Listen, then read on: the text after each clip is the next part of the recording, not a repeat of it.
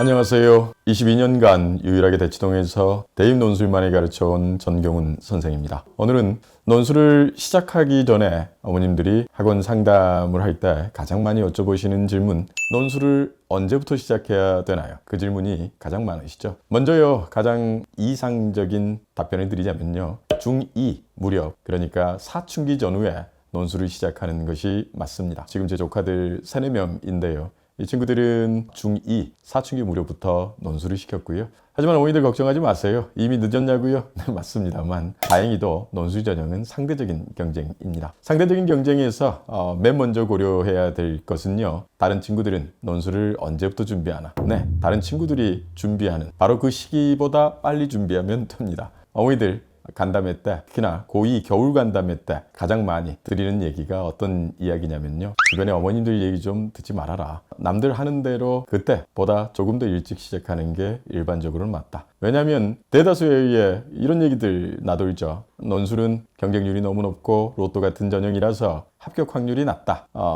그런데 논술을 빨리 시작하는 것은 너무 이르다. 이런 식의 얘기들을 하지만요, 실제로는 그러한 판단들이 논술을 뒤늦게 시작해서 논술 경쟁에 있어서 허수를 만들어내고요, 그런 허수들을 만들어내는 경험치가 또 밑에 학년들, 어머님들에게 선입견으로 또한 작동을 해서 일종의 악순환을 만들어냅니다. 자, 여는요, 다른 친구들보다 조금은 더 빨리 시작하는 게 맞고요. 무턱대고 다른 친구들보다 더 빨리 시작한다라고 해서 또한 합리적이지는 않습니다. 우리 아이의 능력을 고려를 해봐야 되는데요. 자, 논리적인 사고력이라고 하는 것은 논술, 국어, 수학도 마찬가지입니다. 한국 사회는 이런 것들이 분리가 되어 있죠. 사실은 한국 사회 교육의 문제점을 그대로 보여주는 거고요. 물론 제가 수학하고 논술이 똑같다라고 얘기하는 건 아닙니다. 수학은 양적 언어로 구성되어 있고 논리소술이라고 하는 건 질적 언어로, 기초 언어가 구성되어 있기 때문에 다릅니다만 배움의 과정과 원리는 동일하다고 이해를 하시면 됩니다. 논술은 우리 아이의 능력을 고려해야 된다라고 하는 말의 의미는 초등학교 1학년 때 혹은 2학년 때 보면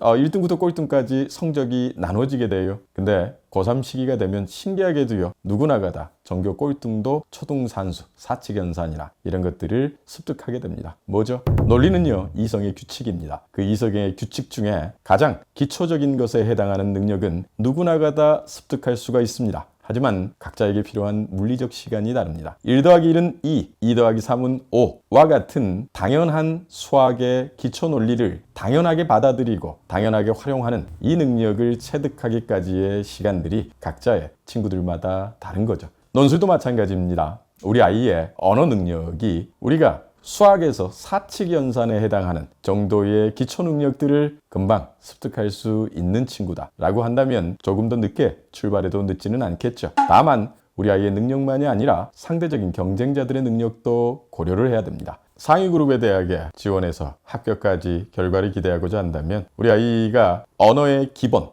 논리서술에 있어서 기초 능력을 빠르게 습득할 수 있는 능력이 되어 있어야 되는 건 당연하고요. 그 다음에 상대적인 경쟁자들이 적어도 2학년 겨울방학 때부터는 정원의 몇 배수가 논술에 참여해서 준비해 간다는 사실, 이걸 참조해서 어머니들이 판단을 하시면 됩니다. 하지만 인서울대학이라면 어떨까요? 인서울대학은 사실요, 급조한 친구들이 많습니다. 인서울대학을 지원하는 친구들, 저희 학원의 경우에도요, 뒤늦게 찾아와요. 여기서 뒤늦게라고 하는 건 7월, 8월, 즉 원서 상담을 받고 그때서야 찾아옵니다. 학종도 쓸 수도 없고 수능 정시로도 도무지 희망이 없다라고 하는 걸 그때서야 깨닫게 되시는 거죠.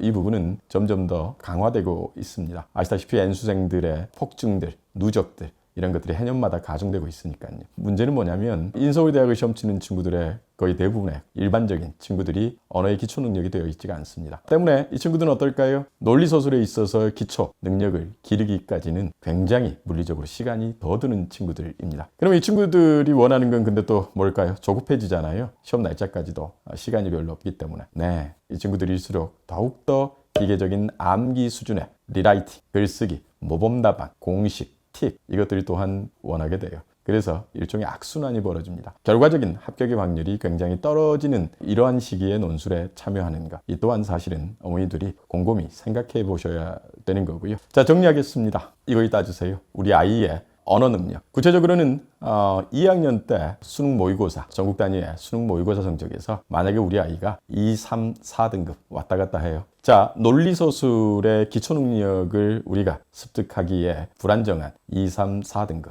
조금이라도 빨리 논술을 시작하는 게 맞고요. 언어의 능력이, 기초 능력이, 그러니까 수능 모의고사에서 2학년 기준 수능 모의고사 1등급인 친구들 같은 경우에는 상위권 대학을 지원한다면 조금 더 빨리, 상대적인 경쟁자들, 주변의 경쟁자들, 주변의 어머님들이 말씀하시는 것보다는 조금 더 빨리 시작하는 게 일반적으로 맞고요. 하지만 인서울대학이다 혹은 중위권 대학 정도를 노린다 라고 한다면 뒤늦게 시작해도 상관은 없습니다. 하지만 한시라도 빨리 늦었다고 생각할 때 논술을 시작하는 것이 보다 더 합리적입니다. 여기까지 마치겠습니다.